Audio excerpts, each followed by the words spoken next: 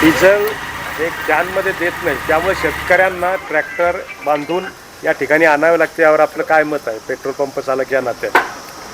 मी petrol pump चालक या नात्याने सांगतो की शासनाचा निर्णय आहे की बॉटलमध्ये आणि कॅनीमध्ये देऊ नका.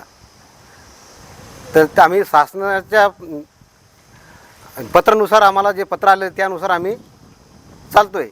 मागे मिटिंग झालेली आहे, त्या मिटिंगमध्येही आमदार साहेबांना सांगितलं आहे, खरात साहेबांनी, की बा कॅनीमध्ये तुम्ही थोडंफार कॅनीमध्ये द्या, पण थोडंफार कॅनीमध्ये दिल्यानंतर इथं भांडणं होतात. म्हणून आम्ही शासनाचा जे निर्णय ते त्या निर्णयाच्या हिशोबाने चालू लागलो.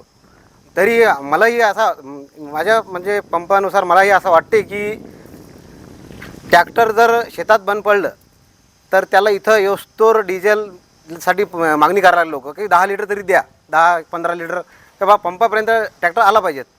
तरी शासनानं 10-15 लिटरची तरी परवानगी द्यावी, 10-15 लिटर प्रत्येक कॅनीत द्यावा म्हणून. एक शेतकरी म्हणून कसं पाहता तुम्ही या संपूर्ण प्रकाराकडे? शेतकरी म्हणून जर पाहिलं तर खरोखर शेतकरी लोकांना पहिले तर अडचण आहेच डिझेलची. आणि त्याच्यात ते जे धंदेवाले लोक आहे ट्रॅक्टरवाले तेही त्यांचं दुरुपयोग घेतात. म्हणजे त्याला स्वतः मागणी करतात का तुम्ही डिझेल आणून द्या आणि आम्ही तुम्हाला काम करून देतो. तुमच्या असं निदर्शन आलं की मागचा जो स्टॉक होता त्यापेक्षा या 2 महिन्यात जास्त माल विकला गेला, जास्त माल बाजार होता असं काय वाटतं? बिलकुल सर, काळा बाजार होत आहे, जास्त माल विकला गेलेला आहे. आणि खूप लोकांनी जे खरोखर ज्याला गरज आहे त्यांना कमी केलं, पण ज्याला गरज नाही, जे धंद्यावर लोक आहेत त्यांना जास्त स्टॉक केलं असं तरी आम्हाला वाटते. आज आपण ट्रॅक्टर बैलगाडीला बांधून आणला आहे, काय नेमकं कारण? कॅनमध्ये या सरकारनं कॅनमध्ये डिझेल देण्यास बंदी केली. कारण 20-25 किलोमीटर आम्ही कॅनवर डिझेल नेतो, मोटरसायकलवर आणि ट्रॅक्टर त्या ठिकाणी टाकतो. पण त्यांनी बंदी केल्यामुळं हे ट्रॅक्टर या ठिकाणी डिझेल संपल्यानंतर हे ट्रॅक्टर या ठिकाणी नंबर लावायला या ठिकाणी या लागते. म्हणून आता डिझेल त्या संपलं म्हणून बैलगाडीला या ठिकाणी बांधून आणलं. शासन तुम्ही तो डिझेल टंचाई नाहीच आहे. मग टंचाई नसते त्यांनी कॅनीत डिझेल देणं बंद का केलं? हा प्रश्न तुम्ही शासनाला विचारा पाहिजेत.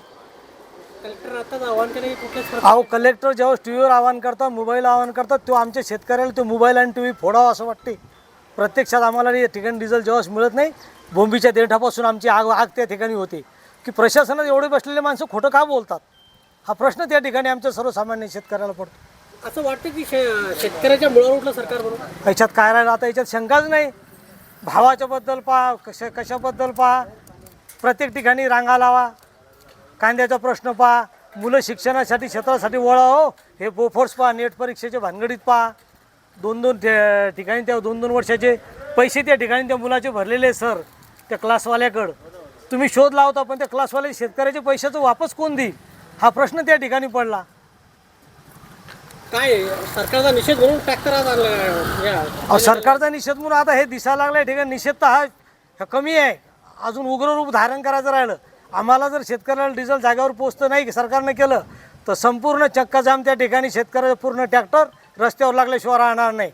ज्या गावात तुमचे टँकर आहेत त्या ठिकाणी टँकर पोचवा आम्हाला. छोटे टँकरची तुमची व्यवस्था आहे त्या ठिकाणी तुम्ही मोबाईल ॲपद्वारे आम्हाला कळवा की या इतक्या वाजता टँकर त्या ठिकाणी येणार आहे, त्या ठिकाणी आम्ही ट्रॅक्टर लाईनीत लावतो आणि त्याप्रमाणे आम्हाला तुम्ही द्या.